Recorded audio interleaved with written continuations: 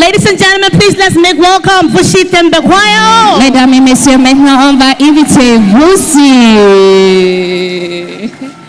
Bienvenue, monsieur. You're welcome. Thank you. Thank you. You keep the mic. Okay.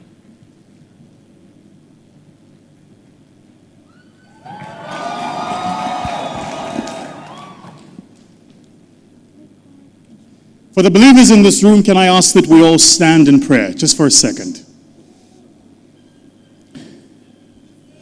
Father God, as we gather here this afternoon, we ask that you bless not only our words, but that you guide our hearts, that all of our discussions and deliberations might be based on the strength of the mighty name of Jesus. Amen. All right, take a seat, everybody. Angels ascending and descending. I just got here, and there's already a slip that says time's up.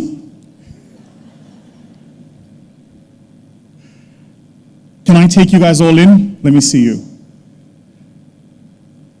Absolutely glorious. Absolutely glorious. Give yourselves a round of applause, everybody. This is amazing. It is customary where I am from, and we are raised to greet always our hosts when we gather. So, allow me to acknowledge in absentia His Excellency the President of the Federal Republic of Nigeria, Bola Ahmed Tinubu, as well as the Governor of the state of Ondo, of course, which is the state that hosts the gracious town of Akure, where we are gathered here today, His Excellency Lucky Ayedatiwa. Can we give them both a round of applause in absentia? Thank you. And then, of course, warm welcome to all of you entrepreneurs in the room. Yes. The entrepreneurs, the rebels, the misfits, the round pegs and square holes, you crazy ones who see things differently, who think you can change the world, because for whatever reason, those of us who think we can change the world are the ones who do. Some poetic license there. I want to say first to the good Dr. SUMMY who put this event together, I'm not quite sure how you found this venue, but man, you brought us all the way. I have been to Nigeria what must be well over 40 times now. And like most people, we center our experience of Nigeria on the Lagos narrative. And so, for the first time this year, I had the unbelievable privilege of traveling to Abuja. And when I first arrived in Abuja, one of the things I said to my hosts, who is the head of the kingdom of Wari, I consider the king a brother, and he was hosting me in Abuja, and I said to him, you guys actually need to learn to tell the Abuja story. Because what happens for those of us who experience Nigeria through Netflix movies, we think Nigeria ends with the yellow cabs of Lagos and the bridge that connects mainland to Victoria Island. And it really isn't until you see the rest of Nigeria. And I was in Abuja, and the first thing I said to him was, so you guys do know how to obey traffic laws?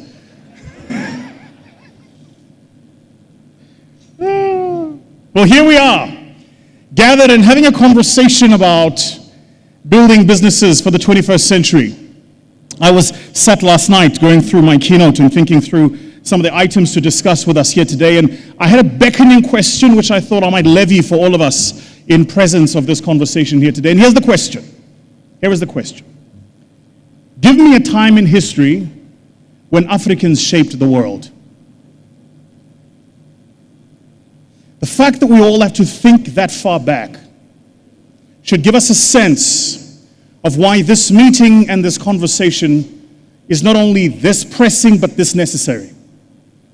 Consider for a moment, if you will, just to run this event, the air conditioning running this event, the electrification, the sound and audio equipment, the studio, the computer cameras, and all of the technologies we're using running these events. For those of you holding up that rectangular luminescent item called a phone, through which you're recording me right now, the network we're all connected into, the watches you're wearing, each of the various symbols of technologies we're using every single day, if you arc back and trace, you could ask yourself the question, which of the things we are using in this room today can trace themselves and their roots back to the continent we gather? So here is the underlying subtitle. For how much longer will Africa allow the world to dictate the direction of Africa? Personally, I don't see these things as mutually exclusive. I don't see the world in a binary sense, and I certainly don't believe in a zero-sum game. It doesn't follow for me that for Africa to do well, the rest of the world doesn't have to do well. That's not how I see the world. I think we can do well in tandem. But the question I'm asking is, are we doing well? Are we truly innovating? Are we contributing to the global ecosystem of technologies and innovations that are going to fundamentally change the lives of people? When I landed here in my room, I had to take a call with one of our portfolio companies, an incredible business run by a young man who comes from Uganda. Anybody here from Uganda? Any Ugandans in the room? Beautiful, beautiful country. If you've never been, highly recommend you go. You land in Entebbe, and as you land in Entebbe, you see the entire flora that is not only the forestry around Entebbe, but also the water that surrounds the airport. And between Entebbe and Kampala, you get into your car and you make your way into Kampala, the town. It's not dissimilar to landing in Mutala Airport and making your way into VI. Of course, they obey the traffic laws. So I'm going to keep coming back to this traffic laws thing because I don't understand it to this day. And here's how my brain works. So my brain is a mathematical brain. When I look at things, I try to understand statistical averages. As I've stood here, I've tried to count, for instance, the number of people sat width by depth and try to get an estimation of how many of us are in this room. Just statistical averages. Then I'm wondering how many networks are we running? How fast are those networks? How many of us here are transmitting data? And therefore, what's the average use of data per second that all of us are transmitting? Just standing here. This is how my brain works. So when I land in Mutala Airport and I'm making my way to Victoria Island, and I notice that there are 5 lanes on the freeway, but 15 lanes in driving, my brain immediately goes, how does this system actually works? And here is the beauty of what the rest of the world can learn from us, is that for us, chaos and complexity not only is a way of life, but actually is a way of contributing in life.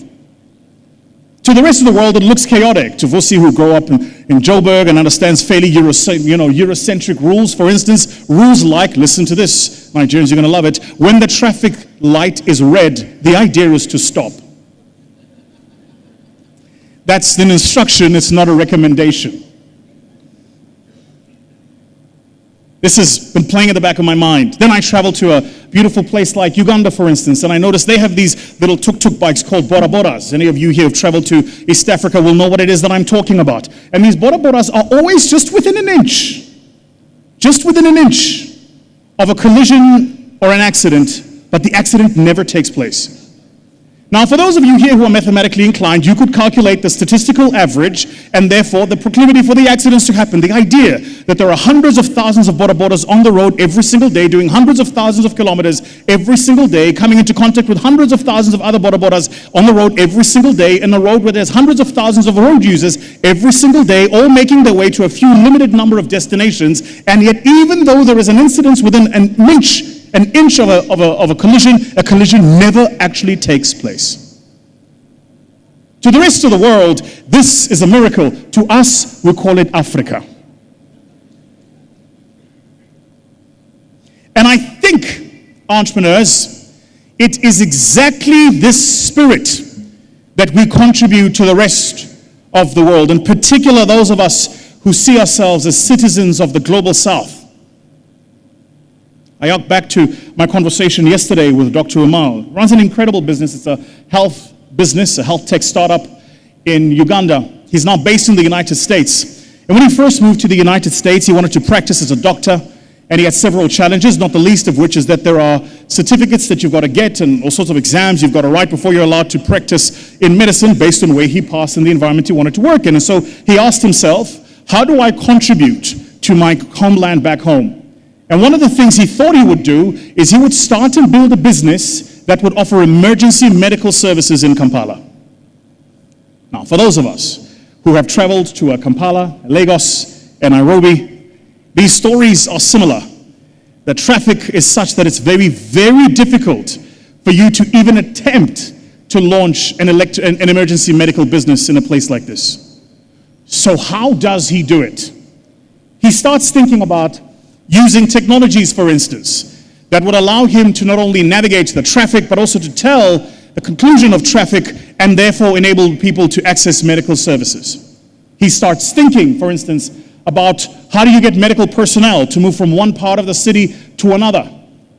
when in the middle of the day, by any account, there's almost always traffic.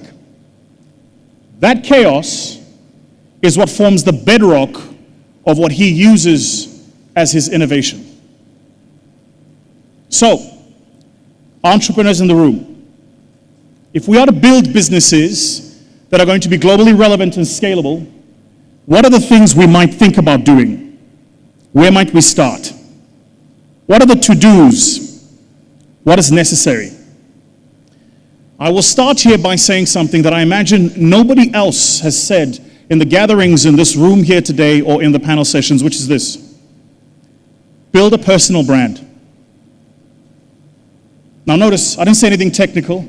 I said nothing about what school you should go to, which new certificate you should get, whether or not you should learn about technology. I said build a personal brand. And here is the reason why you want to build a personal brand. A personal brand in 2024 is arbitrage. It gets your head well above the parapet. It gets you noticed, it gets you seen, and it creates a traffic of opportunities that flows to you and not the inverse. When you have built a personal brand, your phone rings, you're not the one making phone calls.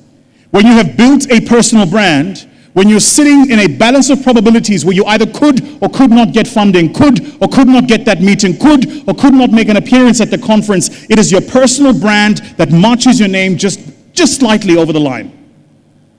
So building a personal brand then is not just about getting a number of followers on social media or being an influencer. It's about being so deeply technical in what you do that you are considered a subject matter expert in your field. And I suspect that this is a challenge for many of us. Many of us know what I like to call the virus of just enough. Just enough that you can get by. Just enough that you can appear an expert. Just enough. In today's world, the internet has made the world flat. Today, you can hire people and resources in any part of the world and connect to them with nothing more than a www address. I think about my own business. Let me give you guys a personal story in a sense, if I can. Until 2020, my entire business was fully South African. Today, my head of brand is in Ghana. My head of protocol, who's with me here today, is from Zambia. My head of sales and marketing is Filipino. My head of finance is from Pakistan. My head of IT is from India, where I just was a fortnight ago. And these are just the team members I can think about at the top of my head. The internet has completely flattened borders. So the first thing I said here is build a personal brand. The second thing I want to add here, the most important skill you will develop as an entrepreneur is not the ability to raise capital or put together a fantastic deck. It isn't even the ability to do a market testing and come to an MVP fairly quickly. The most important ability you can develop as an entrepreneur and as an executive is the ability to communicate and communicate effectively. For those of us who have not yet learned this, it's a fundamental skill I would like for you to begin to invest in yourself. Learning to communicate. And learn to communicate not off the base of what you want, but off the base of what you offer to the rest of the world. It'll open more doors for you than you might even imagine. It'll bring you into the rooms you didn't even know existed. It'll get your name mentioned in quarters of powers and influence where you didn't know somebody can make a difference for your life. So learn to communicate effectively. The third thing I want to say, mind your words. I speak in particular to the younger people in the room here today. There are some of us, certainly when I was younger, I had the opportunity to be young and stupid. In other words, I could say things that don't follow me today. I'm 39 now, so I'm 5 to 40, which means I'm old enough to be analog and young enough to be digital. For the younger people in this room, you don't have that benefit. You are communicating your thoughts, your ideas, your values from the earliest digital devices that you're connected to. And what you don't understand, and I say this with as much humility as I possibly can, what you don't understand is that the internet never forgets. The thing you said when you were 15, lying in your bedroom, looking up into the stars or at the ceiling is the thing that will follow you when you're 35 trying to raise capital. I've been seized for the past 3 months looking for an executive assistant. We went through 80 different qualified candidates until eventually my COO said, actually what we're going to do is we're going to promote somebody internally because we cannot trust any of the candidates we found. Because we do that level of testing. There are some of you here who think you can create a pseudonym or a fake account on Twitter. There are actually softwares that we use that if you have a fake account on Twitter, your IP address and where you're using it from will tell me exactly who you are. Just with a fake account on Twitter, I will tell you your name, your social security number, your bank account, your bank balance, all the registered properties in your name. This is the level of information we can get. And guess what? If you're me, this is necessary. Because the infiltration for the things God has put in our minds, the ideas we're working on, these things we're here to deliver on earth, happens internally. If we recognize, for those of us who are believers, that we are sent by an Almighty to do good work, we must recognize that there is an enemy who's trying to stop us from doing that good work. So we can't be reckless with our calling. Which means I test each and every single one. And the most important is the person who follows me. It's my executive assistant. It is shocking the things you find. Political statements made in the heat of an NSAS movement that you didn't know would follow you today, they follow you. Silly remarks you made about a trend that was happening when something controversial might have happened in a country very few people, Africans, had ever heard of. I imagine a country like, let me think, Equatorial Guinea. We don't need to talk about what was happening. But the point is, the laughing hands know exactly what I'm talking about. Yeah, you see, you are the ones I'm talking about. Mind your words, because they will follow you. You see, power, influence, and capital moves in silence. Said differently, if you are loud, you don't get invited to the room. And so I want to encourage, especially the young people in this room, mind your words. The way my mother used to say it was, if you have nothing good to say, say nothing. Silence is an option.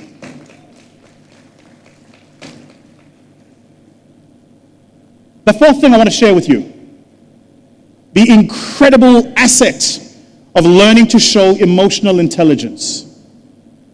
Not just to have emotional intelligence, but to demonstrate it, to actually show it, to empathize with somebody on the other end of the divide. You know, the fundamental difference between sympathy and empathy is if I am sympathetic, then I sympathize with what you're experiencing. But if I am empathetic, then I allow myself a moment to experience it as you have. And for so many of us, the world is moving so fast that we don't pause ourselves and give ourselves the opportunity to show some emotional intelligence. I was showing some emotional intelligence with some of our co-speakers who are Nigerian yesterday when they were telling me about what the Naira has done. It's tough for you guys. It's very rough. Me, I sympathize. But you deserve it. Yeah, you deserve it. Yeah, no, you deserve it.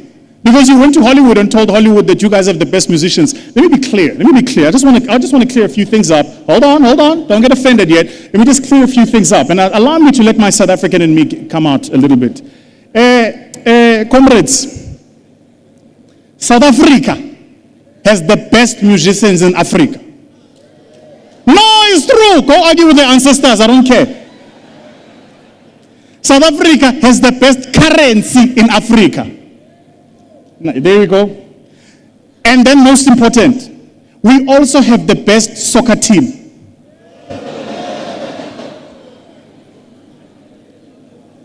Argue with your ancestors, I don't care. Super Eagles, you mean Super Chickens? When was the last time they won anything?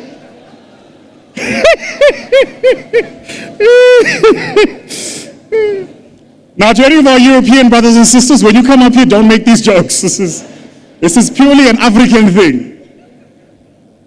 Which brings me to my last and final point. When I was growing up, I had competition with my siblings. And even though we competed, it was healthy. We would compete on who got the best grades. We would compete on, for instance, who got the best sporting accolades. Naturally, as I imagine my personality has demonstrated by now, I won every year. It should be said that I'm a middle child. That is to say, middle children have a hunger for attention. We don't get the love of the last-born, nor do we get the acclaim of the firstborn. And so the only way we get attention is we outcompete. All the middle children are smiling right now. The last-borns are still trying to figure out where in the program are we. Now, when I was growing up, I competed with my siblings. It was healthy competition. It was competition intended to push us, to make us better, to make us show up for the world better. I want to encourage Africans to do the same. We should be competing. My worry is that our competition in the modern day has taken on a rather insidious turn. We're competing even about things we shouldn't be competing about. And rather than competing to make each other better, we're competing to prove each other worse. So hear me and hear me now. I don't, as a South African, need Nigeria to fail for South Africa to win. Quite the inverse. I need you to win. Because you are a market of 250 million people for whom I could sell my products, my services, and my wares. And I want to challenge all of us here who are part of this global community to help all of Africa recognize that Africa can rise as one. That it is necessary for us to support each other, to compete with each other, but to keep that competition healthy, to keep that competition well-meaning, to keep that competition fair. And if it is healthy, well-meaning, and fair, the result will always be South Africa winning.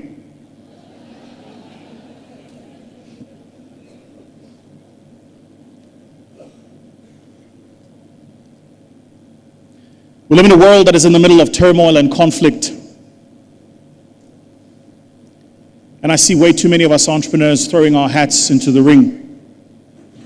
And so I will conclude with this personal story. The other day, I was in the Emirate of Sharjah. They are partners of ours. And we were making a particular announcement. And so I'm sat next to His Royal Highness. And he and I are having a conversation about this particular announcement that we had to make. And in the middle of this, they had invited myself, Grant Cardone, some of you here might know him, and an incredible creative called Chris Du from the US. And so at the back, Chris and I are sitting on the green room having a conversation. I asked Chris, I said, you know, I follow your stuff. I love your content. I love every single thing that you do. I said, but man, all the years I've followed you, you are now with 3 million subscribers on your YouTube channel, etc., etc., etc. I have never seen you make a political statement. I said, why?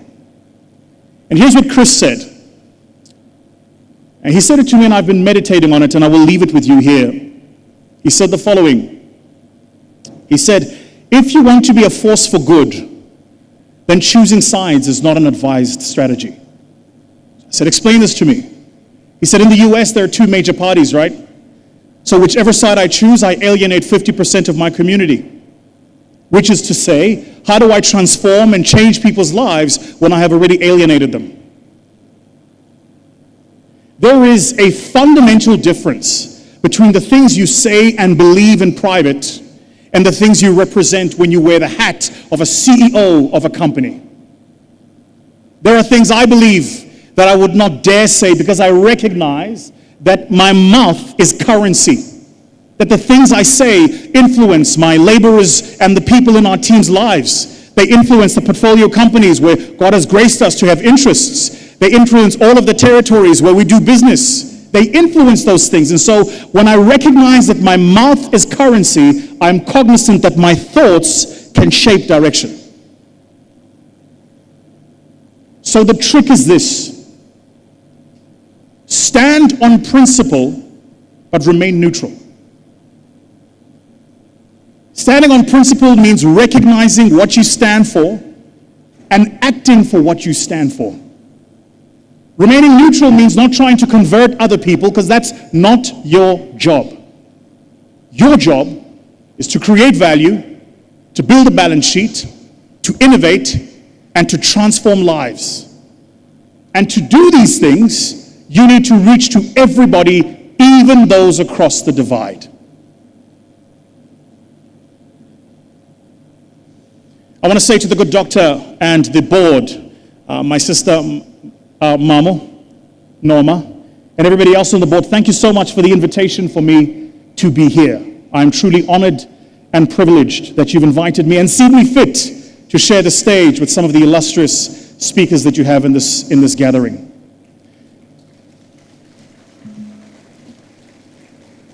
I want to say to the other speakers who are on the program, thank you so much for taking the time out of your busy schedules, for traveling into sunny Africa, and most importantly, into very, very warm Akure.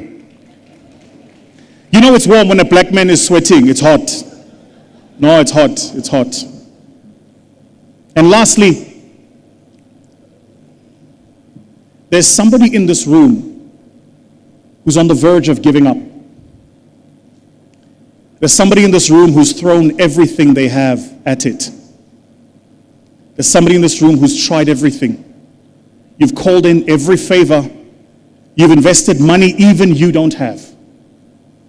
The product is not working. The market is not turning out. The customers are not coming.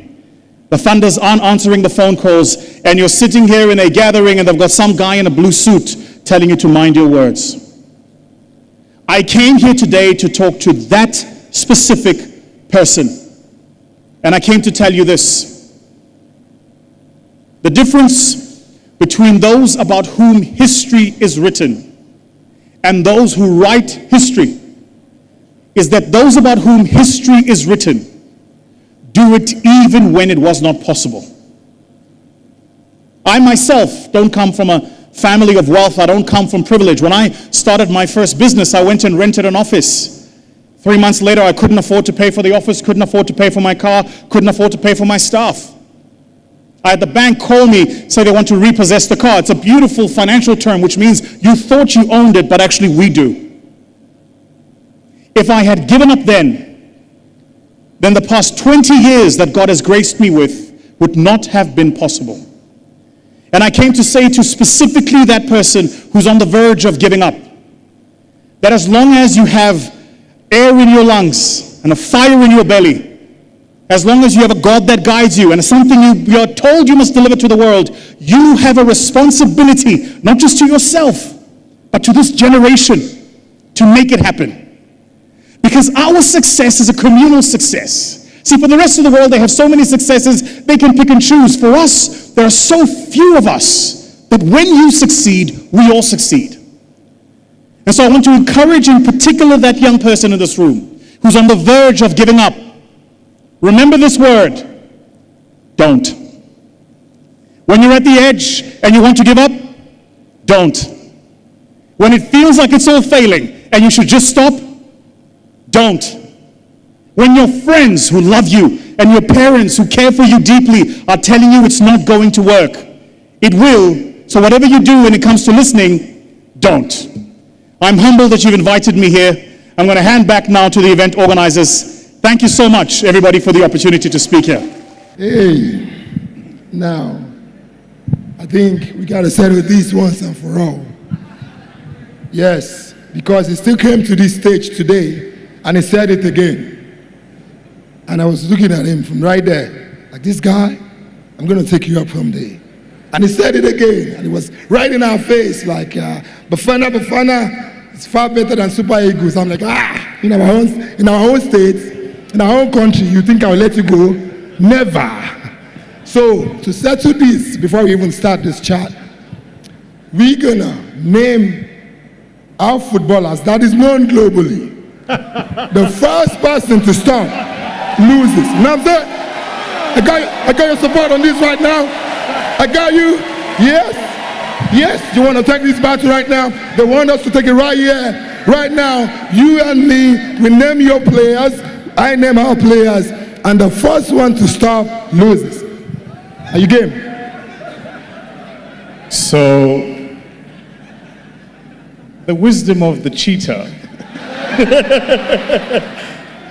is that it doesn't race against greyhounds. No, I'm good. You win. Do your thing. Oh, come on, man. We did it, man. So don't you go on any stage again to say you Bafana is better for us. But like, guys, the love between South Africa and Nigeria, it's I don't know how to explain it. It's beautiful, very beautiful to watch. My brother, we're going to start this conversation, and we're going to start with a model. VUSI, you're still shaking your head. You feel it, right? I'm sorry. I could have. My competitive streak wants to fight with you, but I also don't want to be a bad guest. So do your thing. Do your thing. Do you know what VUSI is doing, right, guys? He's still trying to remember the names. Nigerian, they carry last. So, as we start, poverty eradication across the world, there is a model in this country, a model that is being started, a model that is being embraced, and it's apprenticeship. And as a man of solid background yourself, you've been able to experience it. Well, we now modernize it by calling it mentorship. But mentorship here, you're not really doing the work because you're just learning. But apprenticeship, you're being involved. VUSI, lend your voice to this matter. What do you think, and how important is apprenticeship as a tool for poverty eradication globally? Yeah, that's a great question. So first, I think that, this word poverty really, really, really bothers me. And it bothers me because once you label something, it becomes what you've labeled. So let me take a segue. For those of us who are believers, in the good book it says that Adam named animals. We read this. But it didn't just say he named them, he says he called them. Which is to say a lion wasn't a lion until Adam said it's a lion. Then it became a lion. And he could do that because he had the breath of God in him. Which is to say that which he spoke, God spoke. So a lion didn't have the features, characteristics, behaviors of a lion until Adam said lion. Neither did the elephant or the rhino. And I say this only because for those of us who are believers, we keep calling things and then wondering why they become what we call them. So we're not, just to be clear, poverty is a situation. And we have fully the means and the resources to work our way out of poverty. The conversation should be, what are the things we need to do to work our way out of that situation? And I'll offer you a very quick thought. Get on a plane leaving any part of Nigeria, flying to the Middle East, and see the number of wealthy Nigerians flying to the Middle East to spend their wealth. Then, do the inverse. Get on a plane from any part of the Middle East flying to Nigeria, and see the number of wealthy Middle Easterns coming to spend their money here. And that's the answer that you need. So to call the problem, label the problem, and diagnose the problem is to recognize that a big part of the problem is our mindset. It's where we are planting our talents, our skills, and resources. It answers your question in this way. If we, any of us in this room, are capable, gifted, resourced, and doing well, and you're not planting a seed in the next generation, investment is not just putting up buildings, it's also pulling up people. That's right. Did you hear that? And so I take heart what Jeff has done here, and him being here, and the board being here, because there is a recognition that you pull up a people. This is, I think it's the most important fundamental point Africans actually need to understand. Not only what Jeff said, that there is no they, but also that the they is us. And that each of us has a responsibility to pull up the next generation, to do for the next generation. And if we don't do that, we can talk shop about it, speak about it, PowerPoint about it, discuss about it. We can put together business plans about it. But it takes actual intention and effort in doing the work. Wow, thank you very much, put your hands together for that. I only feel that those that heard are the ones that clapped. So if you do understand what he said, put your hands together for him. Honestly speaking, there's this other aspect I want to touch on. Yeah. VUSI. About 13, 14 years ago, I met you. And I met you successful. 14 years ago, you're more successful. Simple question. How do you remain relevant? And relevance here, I'm not saying success. I'm saying focused, vision-minded, and at the same time on the same lane. The mic is yours. But it is only but for the grace of God. That's it. So first, let me be clear. I'm not successful. By my own timeline, I haven't even started. The gun hasn't gone off yet, and I'm 22 years in. Right. Multiple awards, several world championships, world records. I'm not even on the starting block. And here's the reason I say that. Because I think it is true, to whom much is given, much is expected. Right? And I recognize that which I have gifted. This is why Africa is so important for me. When I leave here, I was just, where was I? I was just when I leave here, I'm going to Ghana. From Ghana, I'm going to Zambia. From Zambia, I'm going somewhere else. Between the past 2 weeks, I've done 6 or 7 countries. So there are people who talk Africa. Some of us are in it. And the reason I take this so important for me is because the challenge Africans have is we don't see ourselves. We don't see ourselves. And when we do, we don't see excellence. I'm going to give you a very controversial example. The Americans will tell you that the United States is the greatest country in the world. Ask them, what is that based on? Give me any metadata that supports that notion. And you'll recognize 3 or 4 paragraphs into the conversation that metadata doesn't exist. Which is to say, all of us in the world have accepted the United States to be the greatest country in the world, not because it is, but because the people believe it to be so.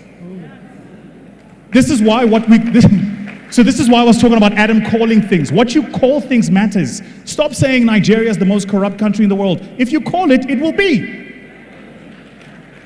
If you say we are poor, if you call it, it will be. This is the universal law of how we make things manifest.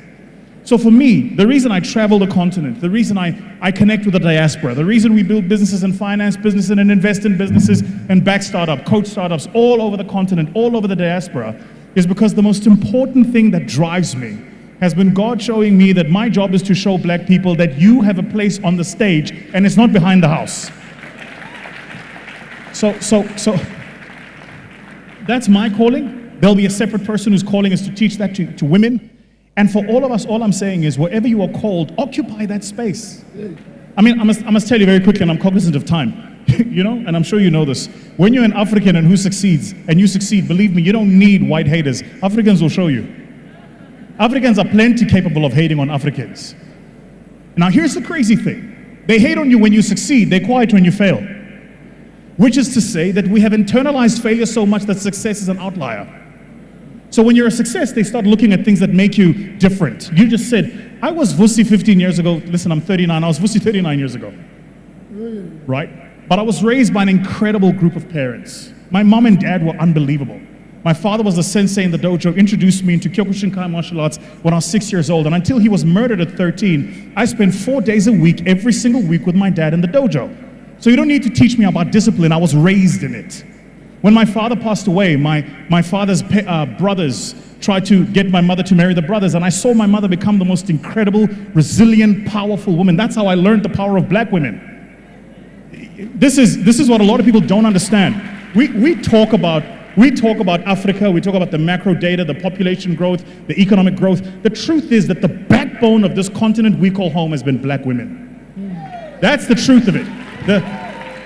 The generations that are raised, the languages that are taught, the cultures that are immersed, the food that we cook, the things we call home. The reason you can be in Europe and feel like it's not home is because your black mother is not there. And so for whatever reason, we've not afforded black women that space. And with the greatest of respect, black women who've been afforded that space apologize for being in the room. Be in the room. Yeah. Take up the room, occupy the space. It's not your job to make the people who find you foreign feel comfortable for you being in the room. Your job is to be in the room. And whatever it takes for the rest of us to cope, the universe will catch up. So the reason, by God's grace, I have been able to be and I say by God's grace because I recognize my position is not what's permanent. God can take it away tomorrow. But I will serve Him no matter where I am. Good or bad, money, no money, opportunities, no opportunities, stage, no stage, I will serve a living God anyway. The reason I'm saying these things is simply this. If nothing else, just have a look in the mirror. Black people, we are beautiful, we are powerful, we are all of those things. And especially Africans. And it's so important for us not only to say the things we are, but to see it in each other. So that when we see excellence, when we see success, it's not an outlier, it's an expectation. Lastly, you said you met me 14 years ago, I'm still here. And then I said to you, I haven't even started.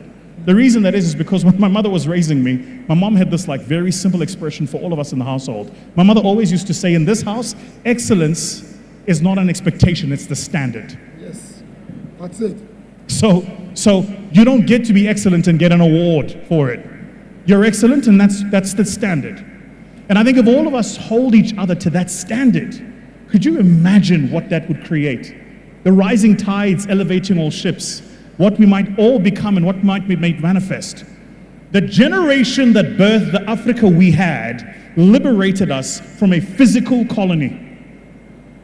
This generation must liberate us from our mental slavery.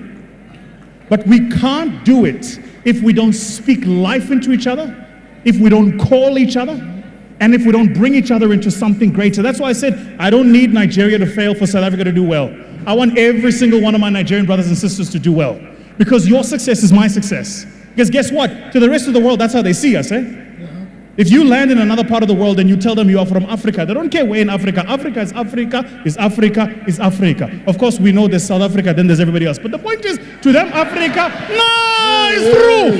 No, I don't care, I don't care, I don't care. Okay. Ladies and gentlemen, you want to put your hands together for that? Please do so, especially for the women in the room. He spoke to you. And if you, the ladies, put your hands together for VUSI, please. Now we're not done, we're not done. This particular question, I'm going to bend to ask you. Drink some water because it's serious.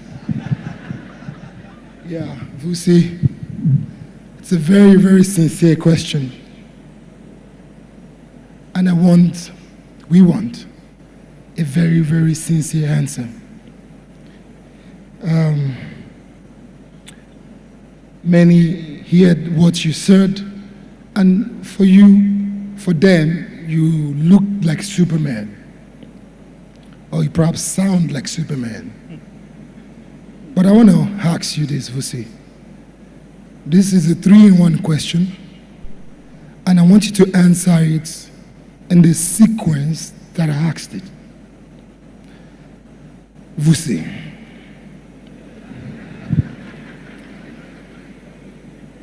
In your entrepreneurial journey,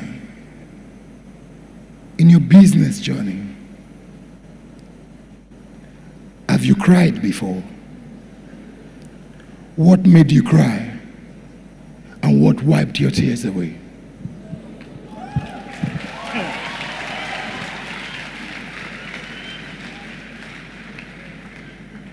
Is it me or should he have like a podcast?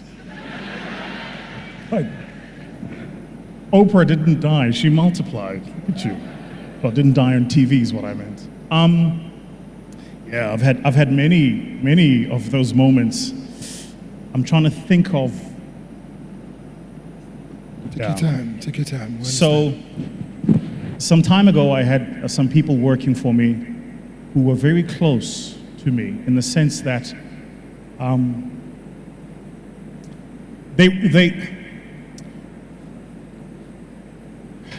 I'm sorry, can I take a segue? For those of us who are believers, you know that in the good book, there is the 72 that Christ sent to open up new territories. There is the 12 who were his disciples. But there is the 3 with whom he ascended, who got to see Christ be godlike. You all know what I'm talking about. And so when this is my model in how I build my businesses. I have my 72, my 12, and 3. My 72 understand the vision and are strong enough on the vision to go and execute it. They don't need to like the vision bearer. They just get the vision. The 12 not only understand the vision, but they also have to be approximate to the vision bearer. In other words, the 12 have proximity to you. The 3 not only understand the vision and the vision bearer, but they also have access to the vision bearer. So they get to see the vision bearer most vulnerable and strongest. The mistake I think a lot of us make earlier on in our journeys is we don't know how to differentiate between these. And so you think about people in their line functions. This is my head of finance, head of HR, head of marketing, head of X, Y, and Z, when actually people carry with them a particular spirit. And you can have the wrong spirit doing the right job, and then it gets destroyed. So there was a time in particular we were just about to scale our venture business, our venture finance business. And I had 2 people in that business who I trusted with my life. And then I grew to learn that they were stealing from me. But I didn't just grow to learn that they were stealing from me, it was that they were stealing from me when we were going through our hardest time. Now listen, you know, human beings are human beings, right? But there is something insidious about me taking food from the table when you're barely eating yourself. This was at the time. We went through just over 2 years where I didn't pay myself a salary. This was at that time. And at that time, they were stealing. And not just stealing a little bit of money, I'm talking millions on millions on millions. The hardest thing was, these people weren't just in my business, they were family. So now you go through a million different calculations. Is it me? Is it how I manage this business? Is it how I've managed them? Is it how I've created this environment? Is it and the technical you, the trained you, the VUSI that has an MBA, how do you know somebody has an MBA? They'll tell you, the VUSI that has an MBA is going through, you know, we've got the risk processes and how did we miss this? But the human being in you is still going, excuse my language, shit. How do you steal from me when you know I'm barely managing to make payment for my kids' school fees? How do you steal when that happens?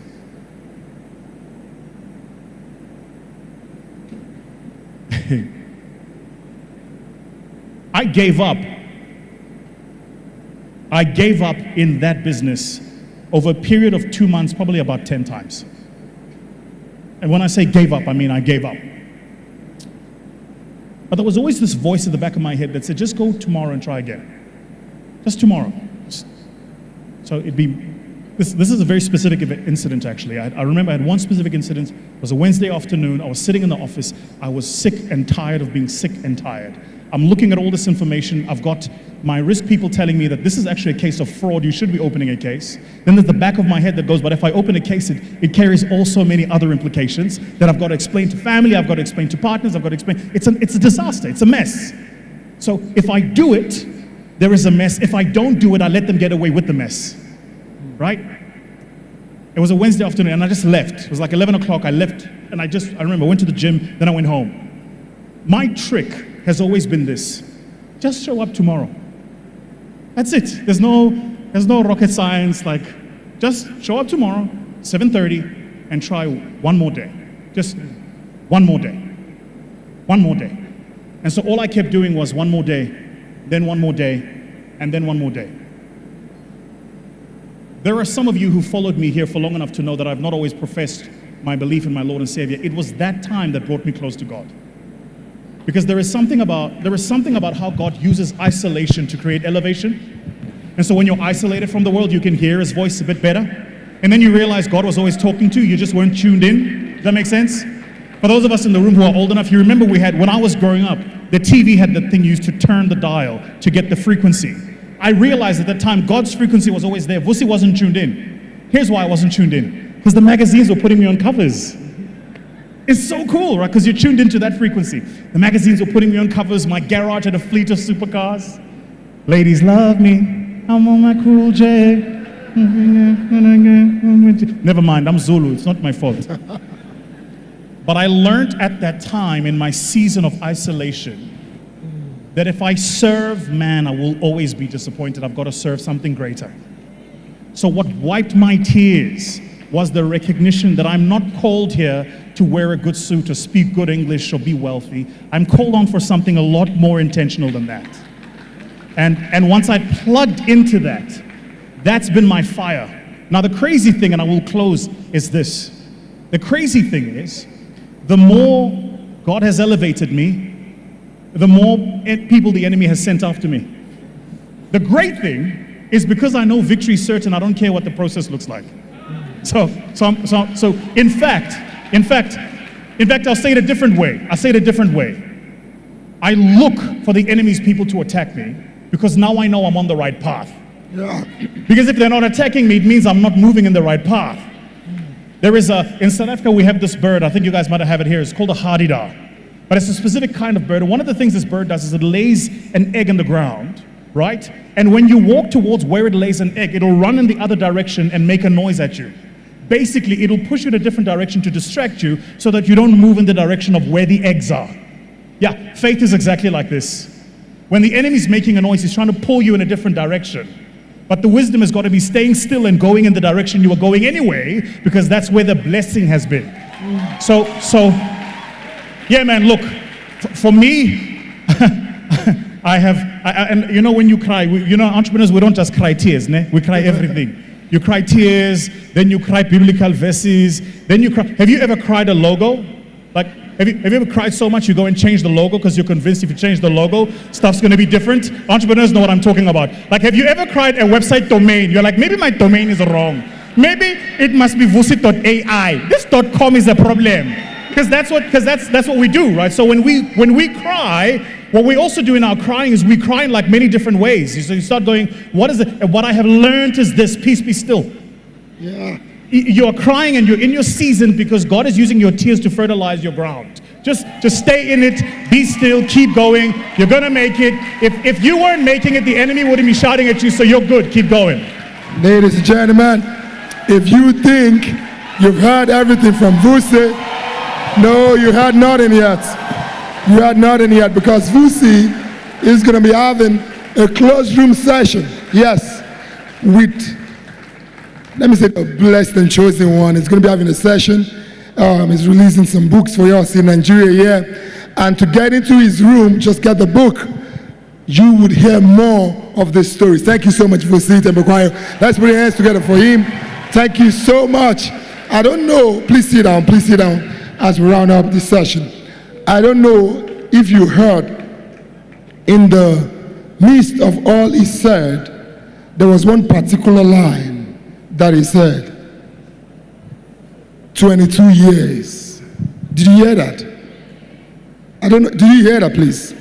Yes, so before you start saying or comparing yourself or wondering why it's that good, that's 22 years of the same thing. And I used to say that most of us, we don't even understand, and I'm so happy that VUSI is faith-based. Like he said, as he always says, that if you believe, there's this thing I always say, that if you look into the word itself, it said, he prepared a table before me. Listen. Shh. Preparation is a process. God came with a fork, he left you. He brought the spoon, he left you. The glass, the plates. What you're going through is God preparing you. He didn't come and bring a banquet, just a buffet. No. He didn't say, serve food before my presence, in the presence of my enemy. No. He prepared it small. If he had brought the whole buffet, the enemy might have killed you. Because when he was bringing it little by little, the enemy not even realized until you blew up. When they came, they saw a spoon. They're like, don't worry, let's leave him for now. When they came again, they saw a glass cup. Are you following this? They left you. They came. So they did not realize when you built the whole mansion of yours, 22 years. If God has given him everything in 1 year, we might not be seeing that VUSI of today. God is preparing you.